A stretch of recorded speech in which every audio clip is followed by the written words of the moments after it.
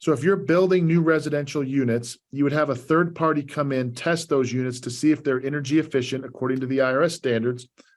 If they are, you'll receive a certificate which is eligible, which allows you to take a $2,500 credit per dwelling unit. So if you've got a fourplex, that's a $10,000 tax credit, not a deduction. So it's different than a deduction. This comes right off your tax bill. Welcome to the Cash Flow Chronicles. I'm your host, Jonny and the founder of Catani Capital Group. For the last 2 years, I've been studying alternative assets and now help solve the problem of creating passive cash flow for creators, influencers, and busy professionals by bringing you 5 episodes a week of easy to understand education in the world of passive investing. What's up, guys? Welcome to another episode of the Cash Flow Chronicles. I'm your host, Jonny, and I'm joined today by Erik Oliver. Erik holds a Bachelor of Applied Science in Accounting from Westminster College. Prior to joining Cost Segregation Authority, Erik was an operations manager for a multi-million-dollar landscaping and design firm in Long Island, New York. Since heading west and joining Cost Segregation Authority, Erik has been speaking at local, regional, and national events. He brings with him a passion for identifying cost savings and educating commercial real estate owners on the benefits of cost segregation. Erik, welcome to the show. Hey, thanks for having me, John. I appreciate it. Likewise, we're grateful to have you. This is perfect timing because we're going to obviously talk about cost segregation and how it relates to things like bonus depreciation and everyone's favorite topic, taxes. As tax season is here, I've been busy with investors handling K1s, which are always a fun time of year. Sure, I bet. As I'm no expert, but we're grateful to have you. So we obviously got your bio here and kind of the path you've taken. We discovered that you now live, you're born and raised in Utah and are back in Utah, not too far away from me, which is awesome. I assume this is Westminster then here, here in Salt Lake. Okay. Yep. Went to the University of Utah for 4 years, then Westminster for 2. So awesome. I love it. Well, you obviously worked at the landscaping design firm. Bring us full circle then. How did you discover cost segregation, Cost Seg Authority, and kind of what led to where you're at now? Sure, that's a great question. So I was, like you said, born and raised in Utah. My degree was in accounting. Trying to get out of college, I'm like, listen, how do I get out of here the quickest, fastest way possible? Math always came somewhat easy to me versus English, where I still struggle to write an email these days. So I ended up getting a degree in accounting and then got into sales. My sales career took me to the East Coast. And then about 7 years ago, I was looking to head back to Salt Lake. Always interested in real estate and came across this job. I got to be honest, I didn't even know what cost segregation was. I just knew that it was a sales job that had to do with accounting. And so as I started looking into it, I was fascinated by the ability to be able to reduce your taxes using cost segregation. And so that's kind of applied for the job and have been here for 7 years. Love educating CPAs, real estate investors across the country on the benefits of cost segregation. And, I've realized too, John, I think the big thing for me is your CPAs are kind of like your general practitioners. They know a little bit about a whole different, there's thousands of pages of tax code. And so they just don't have the bandwidth to be able to dive into these concepts, full strength. And so being able to help CPAs, help investors save money by doing cost segregation has been great. I love this job. Awesome. I love it. Well, we're excited. Let's go ahead and dive into it. I guess let's start very high level here. What is cost segregation and we'll kind of go from there. Yeah. Cost segregation really is just accelerated depreciation on your real estate assets. So when you buy a piece of real estate, normally you depreciate that either over 27 and a half years or 39 years, depending on the type of asset. So commercial gets depreciated over 39, residential units get depreciated over 27 and a half. Well, instead of taking that standard 1/39th of a deduction, what if we can accelerate those deductions so you get them at a faster rate? I may not even own my property in 39 years, so I want my deductions now, or as much of my deductions now as possible. So the way that's done is through an engineering-based study where we come in and segregate the different costs into different asset classes. So for example, when you buy an office building, you're not just buying the land and the walls, you're also buying the carpet. You're buying some countertops, some cubicles, some window coverings, parking lot, parking structures, all kinds of different components that go into that building when you make that purchase. So instead of depreciating all those components evenly over 39 years, we come in and segregate, for example, the carpet. Carpet is a 5-year asset according to the IRS. So we'll put a value to that carpet, which allows you to depreciate it over 5 years versus 39 years. So that's how we're able to accelerate those deductions by segregating the different costs into shorter asset lives. Interesting. Okay. And so then how does that break down, and what does that do kind of on an individual level in terms of, losses and kind of the way it relates to taxes? Yeah, so depreciation by nature is a non-cash expense. So depreciation is great for real estate investors because it acts as an expense. So just like if you were to go buy a new work truck and you get to expense that work truck, depreciation, it works in the same way. So instead of taking 1/39th of a deduction, you're now going to front load some of these deductions, which creates a larger deduction. So let's say we do a cost seg study and we create a $100,000 deduction. That $100,000 comes off your taxable income. So instead of being, let's say you make $200,000 a year, instead of being taxed on $200,000, you're now only taxed on $100,000 because you have this $100,000 of depreciation that you're able to use against your taxable income. So that's where the tax savings is realized. So depending on your tax bracket, that tax savings could be anywhere from 37% of that 100,000, down to 10% of that 100,000, depending on your tax bracket. So we're generating non-cash expenses and accelerating those non-cash expenses, which allows you to take it at a faster rate. And Jonny, there's a number of reasons why you want to take it at a faster rate. There's, time value of money. There's inflation, which is a hot topic right now. A dollar today is worth way more than a dollar 39 years from now.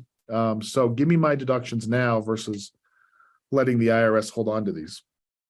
I love it. And one thing to clarify, this is not typically against your active W-2 income, right? This goes on Schedule E, right?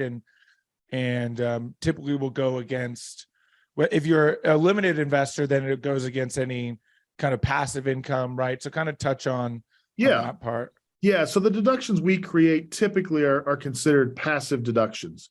So you've got your active income. For me, for example, I'm a W-2 employee. So I've got my active income, which is my W-2 income. And then I have my investment income on the side. That's my passive income. So if I do a cost seg study on any of my passive income properties, the deductions I get from those properties can be used to offset passive income, but not my W-2 income.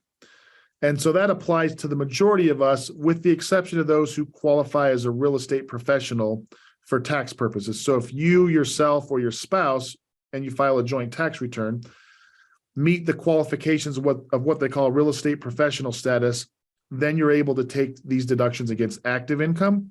But that means you're doing real estate full-time as a living, as a career. Basically, you have to spend 750 hours doing real estate activities, which is about 14 hours a week. So that's not too hard of a test to pass. The harder test is you have to spend 51% of your working time doing real estate. So if I'm doing 40 hours a week here at Cost Seg Authority, getting a W-2 paycheck, I would have to do 41 hours of real estate, which means I'm working 81 hours a week, and the IRS is going to be like, yeah, we don't believe it. So, so usually your real estate professionals are your, if you are doing, if you're in the real estate trade or business, or if you're working part-time in a W-2 job, you may be able to justify that you're doing real estate more than your W-2 job. So, but yeah, that's a good point. These deductions are typically considered passive versus active. I will add to that, Jonny, though, if you sell a property, so let's say that I sell I don't even have to sell a property. Let's say I sell my business. So I'm a W-2 employee. I sell my business. I have a large capital gain. If I do a cost seg study, create a deduction in my real estate, I can use that to offset my capital gain. So there are ways to be able to use those deductions, but something you want to talk to your CPA about, certainly. Yeah, we'll clarify here. I'm not a CPA or tax professional, so definitely consult your professional. But this is incredible insight, right? And why another reason that, the wealthy invest in real estate, right? You have these tax incentives there for you. And quite frankly, I mean, a little bias here, but you'd be silly not to take advantage of them, in some form. Now, do you need to have your whole portfolio be real estate? No, but you have these opportunities here, especially as, what everybody's chasing, cash flow, right? You get cash flow, you've got this depreciation you can take against it. A lot of people don't even pay taxes on their passive income. Very, very common in this space for sure.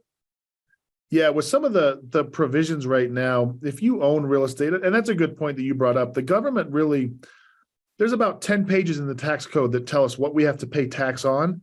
The other 1,000 pages is how not to pay tax. And that's what the government does. They give us certain incentives to do certain things that they want us to do. So they want us to go out and buy properties, to create jobs, to create transactions. And so they'll incentivize you to go out and do that and own real estate. And so if you own real estate right now with the tax laws the way they are so favorable to real estate investors, you should be paying very little taxes on that income. Agreed. Now, one thing that's shifting is the bonus depreciation, right? So bonus depreciation, as you mentioned, allows us to kind of take that depreciation up front. One thing that's happening is, so the CARES Act was 2017, right? But it was always written in that starting this year. So last year, 2022 was the last year of 100%. Now it goes to 80%. Kind of touch on that and what's happening there and what that means. That's a great thing to bring up. So bonus depreciation, it actually was it wasn't the CARES Act. I'm drawing a blank here. It was the Tax Cuts and Jobs Act. That's what it was. The Tax Cuts and Jobs Act of 2017. That's when Trump was president. As you guys probably know, Trump owns a lot of real estate. And so when he did his overhaul on the tax code, it was very favorable to real estate investors. So there's something called bonus depreciation that's been around for a number of years. The government uses bonus depreciation kind of as a lever to either stimulate the economy or slow down the economy. And so if they want us to go out and buy stuff, they'll incentivize us to say, hey, we're going to give you bonus depreciation or bonus deductions if you go out and buy stuff. Well, at the time, it was 50% bonus depreciation on any asset that had a useful life of 20 years or less, and it had to be brand new. So some people will say, well, that doesn't apply to real estate because real estate is 27 and a half or 39 years. But at the time, if you were to build a new apartment building and you had a cost seg study done, we would segregate those assets into 5, 7, and 15-year categories. So some of it did qualify for bonus, but it was 50% and it had to be a brand new build. With the Tax Cuts and Jobs Act, two things changed. They added a few words to the provision, which was very slick the way they did it. They said, if the property is new to you, the taxpayer. So before it just said if it's new property, but now it says if it's new to you, the taxpayer. So, and they increased it from 50% to 100%. So now I can go buy a used building, something that was built in 1970. That's new to me, the taxpayer, right? It's my first year of owning it, so it's new to me. And I can take bonus depreciation on it. So any properties placed into service between 9/27 of 17 and 12/31 of 2022, so the end of last year, are eligible for this 100% bonus. And what that boils down to is everything that we segregate out of the original purchase. So again, you buy an office building, we typically will segregate somewhere around 30%. So if you've got $1 million office building, we're going to come in and put about $300,000 worth of assets into those shorter buckets, those 5, 7, and 15-year buckets. And you get 100% of those deductions in the first year. So you're getting a $300,000 write-off in that example in year one. Wow. So bonus depreciation does start to phase out starting in 2023. So any properties placed into service this year, the time of this recording in 2023, are eligible for 80% bonus. So again, if we come in, do a cost seg study on $1 million property, we identify $300,000 worth of short-term assets, you're going to get 80% of that, or $240,000 out of that $300,000 in the first year as a deduction. The other 20% that's left over gets spread out over either 5, 7, or 15 years. But very powerful stuff. And that's really why one, cost segregation became more relevant to smaller investors. So you don't need to be buying huge commercial properties. Cost segregation makes sense even on duplexes. You might buy a $300,000 duplex, but because of bonus depreciation, you could save $20,000, $30,000 in taxes by having a cost seg study done. So again, just going back to, if you own real estate and you're paying taxes in this world that we live in now with the provisions the way they are, definitely look into cost segregation, because there's a lot of tax breaks out there for real estate investors. Absolutely. Appreciate all that insight. That was a really great Yeah. explanation. Are you finding that despite how many people do have real estate in their portfolio, they're unaware of this? I am shocked at how many people are unaware of this. Wow. I come across investors all the time, big investors, small investors, people who own shopping centers who have never heard of cost segregation. And again, I don't want to blame the CPAs. CPAs, again, are kind of like your general practitioners. They know a little bit about a whole wide array. But with the tax laws changing the way they are, I'm surprised at how many people. It's becoming more and more popular with bonus depreciation. You know, the word's getting out through podcasts, through seminars and whatnot. But there still are a lot of investors who write $100,000 checks to the IRS every April who shouldn't be, because they've got a portfolio full of assets that could be depreciated at a faster rate. Yeah, and the IRS is never going to come back and be like, hey, you gave too much. Just so you know, you could do this bonus depreciation thing if you want. No, they're not going to come back. They're not. Technically, you're actually doing it wrong if you're not doing cost segregation, because you're depreciating your carpet over 39 years. It's interesting that you're doing it wrong, but they won't come back and tell you that. They're not gonna let you know that. No, they're not. That's awesome. That is fascinating that not that many people know about it. You know, but obviously, you know, groups like yours are making it a point to go around and educate. And we're super grateful for that. I was at the Best Ever Real Estate Conference last week, couple cost segregation booths, you know, very, very important part of the industry. Now, one thing I want to touch on that started to become very popular, right? You know, economically, things are going crazy. You know, depends what you subscribe to. Personally, I think, you know, still opportunity out there for real estate. But a big thing on people's mind is energy. Is there something that can be done in energy that can help us as well? Yeah, that's a great question. So again, the IRS, because they write the tax code based on what they're trying to accomplish, there are some credits and deductions that are available for real estate investors. Typically, those are for new construction. So if you're building new residential units, there's something called 45L or Provision 45L that allows you to take up to a $2,500 credit per dwelling unit if your units qualify. So if you're building new residential units, you would have a third party come in, test those units to see if they're energy efficient according to the IRS standards. If they are, you'll receive a certificate which is eligible, which allows you to take a $2,500 credit per dwelling unit. So if you've got a fourplex, that's a $10,000 tax credit, not a deduction. So it's different than a deduction. This comes right off your tax bill.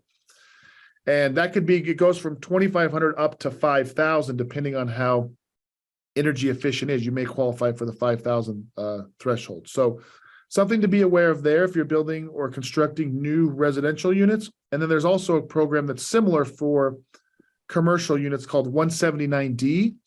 And this is a deduction. So this one's a deduction, not a credit, but it's anywhere from $2.50 per square foot up to $5 per square foot for the construction of energy efficient commercial buildings. So if you're building an office building or storage units, or there's a number of different types of properties that qualify, you may be eligible anywhere from $2.50 up to $5 of a deduction based on the energy efficiency of that building. Wow, that's awesome.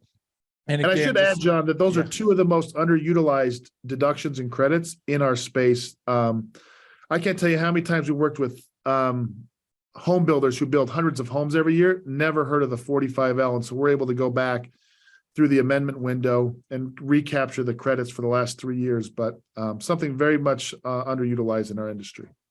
Fascinating. Yeah, you're starting to hear kind of whispers of that, right? The whole green building or green movement, and the credits that are available, right? Which obviously for multiple reasons makes a lot of sense. Now, as we kind of move forward, is there any legislature you guys are keeping an eye on? Any big changes we should be aware of, aside from kind of the bonus depreciation starting to trickle away? No, the biggest thing is there was talks at the end of last year about increasing that bonus percentage for this year, or extending the 100%, I should say, into 2023. I still think there's a chance, depending on how the economy shapes up. Right now things are looking a little crazy with banks collapsing and whatnot. So depending on how this all shakes out, there may be an opportunity that they extend the 100% bonus for 2023. We'll just kind of have to wait and see. That's something they could do later in the year and then backdate it so that anything purchased this year would receive the 100% bonus. But that's really what we're keeping our eye on right now. Interesting. Okay. Yeah, I was very curious about that because for multiple reasons, right? And it would make a lot of sense to continue it as the economy, is kind of sputtering or even coming to a standstill. Who really knows though? We could see interest rates drop all the way back down again. So these banks don't keep closing out. It's a wild time. You never really know what's going to happen. So, yeah. So as we kind of move forward here and, obviously we're, making investors aware, what are some things they should know about having cost segregation study done? Like what typically can the cost be, if that's something you want to discuss, and what does it look like to have a team come in and kind of do it for your property?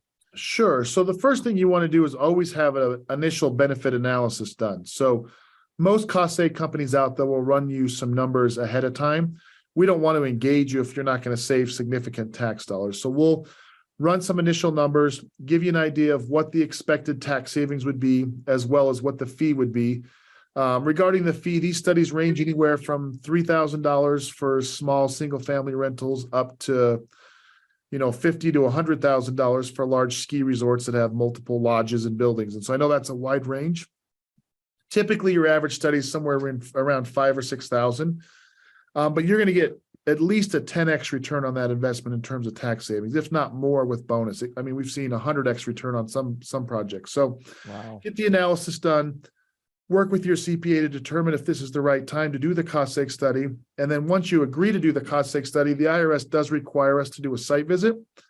So we'll do that site visit either on site or virtually through a video conferencing app.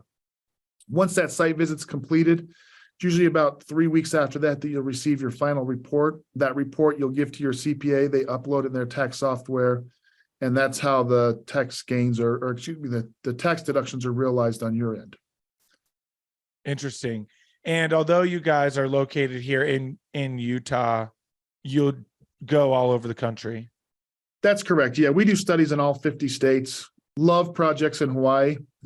Not so much South Dakota during the wintertime, but we'll still do them in South Dakota during the wintertime. So yeah, wherever your building is, we're happy to, we do studies in all 50 states. So if you're listening to this and you own property in Hawaii, Erik would like to come out and do a cost segregation study for you. Personally, I will personally inspect the property. Now, is that typically what you to do the inspection, but I'll make sure it's a good one. So is that typically what you do, or are you more on what's your typical role? Yeah, so my role here in the company is really on the education side. So we're certified through a national certification board to be able to provide education to CPAs. So CPAs have to have so many, what they call CPE credits every year, continuing professional education. And so our firm is certified to go out and present on cost segregation, how it works, why it's important. So my role here is to train CPAs. So we go around the country, talk to different CPA associations and bring them up to speed on why this is important and why they should be aware of this and offering this to their clients. So that's kind of my role here within the company. Interesting. Okay.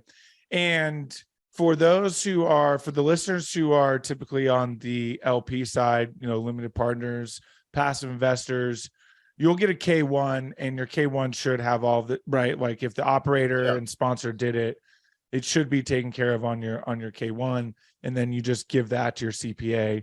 Exactly. Now, do you ever run into CPAs that get K1s and have no idea what to do, or are they typically pretty familiar? Is that part of their kind of broad scope? No, they typically are. I see the whole gamut. We work with CPAs all over the country. I will say, if you're investing in real estate, find a CPA who specializes in real estate. I can't emphasize that enough.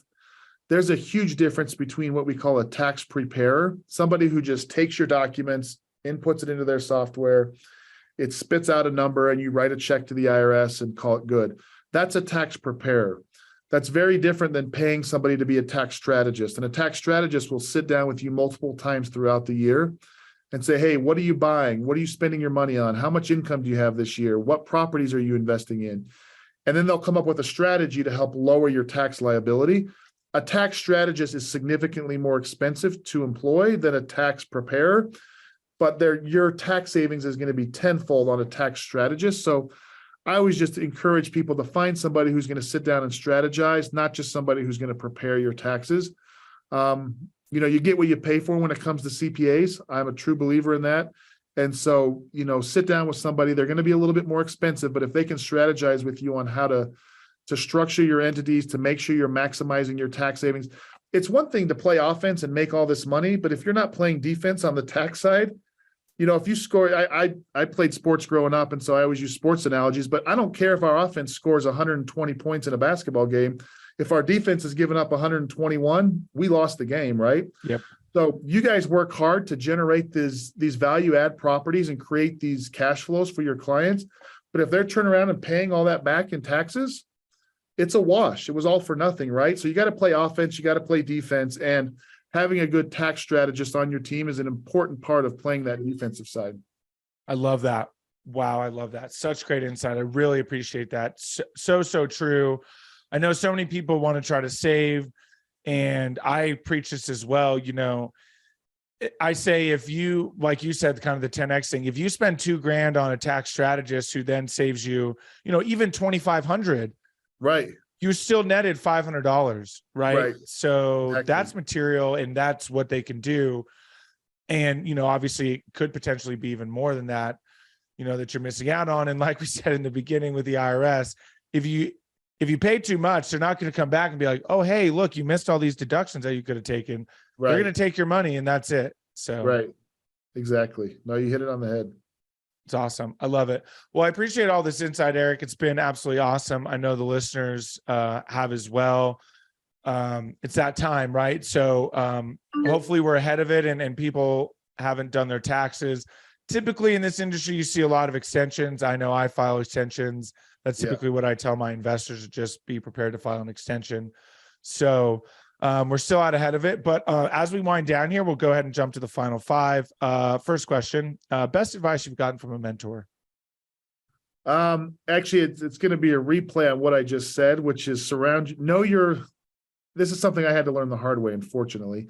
Know what you're good at and outsource everything else. So if you're not a CPA, outsource it to somebody who specializes in real estate. If you don't know how to do marketing, find somebody that knows how to do it. So you can't be, the jack of all trades is the expert at none. And so you can't be good at everything. And so know, and be humble enough to say, hey, marketing's not my thing, or design work is not my thing, or raising money is not my thing. I can find a property, but raising money, I need help on it. So being humble enough to identify what that is and outsource it and create a team around you who can help. So it's awesome. I love it. Such great advice. What is about your career that makes you feel like you're fulfilling your why? For me, it's just the people side of it. I love working with people. I get to talk to investors every day across the country and help them save money on their taxes, which then in turn helps them purchase more properties and create lasting wealth for them and their families. And so that's really what I like about this. I mean, my kids think it's a boring job when I tell them I work in the tax world. They're like, what do you do, Dad? So trying to explain to them why I like it is a little bit difficult, but it really is quite fulfilling. Being able to help people save tax money and help. It's more education. I like the education side. It's not about, we're not trying to rip off the government. It's not some tax loophole or we're, skirting our taxes. It's all just about knowledge and knowing the tax code and maximizing your deductions helps all of us. So. Absolutely. There are incentives. They're there for a reason, right? So right. I love it. Favorite non-real estate or investment related book? Oh, non-real estate or investment. Ooh, that's a tough one. I told you I don't like to read or write, so I'm only a math guy. Oh, what would it be? I don't even know the title of the book. It's a book I read right out of college. I'm a huge Chicago Bears fan, and so there was a book on Gale Sayers that just talked about some of the struggles in his upbringing. I couldn't even tell you the name of it, but probably my favorite tells you how long ago it's been since I read a book that wasn't investment related or real estate I related. know. I'm right there with you for sure. And honestly, you could spin all of them to kind of look that way anyway, it feels Sure. like. If you could have any superpower, what would it be? It's a great question. I think probably I was going to say to live forever, but I don't think that would be it. I think to be able to see the future. So I know a lot of the mistakes I've made in my life, had I known, if I was able to see into the future and see what those mistakes would have transitioned into. So I think being able to see the future so that I could hopefully make less mistakes would be a pretty cool superpower. Yeah, that really would for sure. Would definitely help with investing. That's for I sure. was just going to say that it would help me with my portfolio for sure. Awesome. I love it. Last one. What's the best way for people to get a hold of you and learn more? Yeah, so the best way to get a hold of us is through our website. It's just www.costsegauthority.com. My contact information's up there. My cell phone's up there. Please use this as a resource, guys. We don't bill by the hour. We don't even do tax returns here at our firm. We just partner with CPAs and investors on utilizing cost segregation. And so we're happy to jump on a call with you and your CPA, strategize, talk about whether cost segregation is a good fit. But please use this as a resource. We're happy to help any way we can. Awesome. I appreciate that. We'll link it in the show notes to make it super easy. Eric, thanks so much for your time. Very grateful. Yeah, thank you. It's been great. Absolutely. Thank you again for tuning in. Who do you know that wants more cash flow? Share this episode with them so you can grow your cash flow together. If you enjoyed the show, make sure you're subscribed on your platform of choice so you never miss a new episode.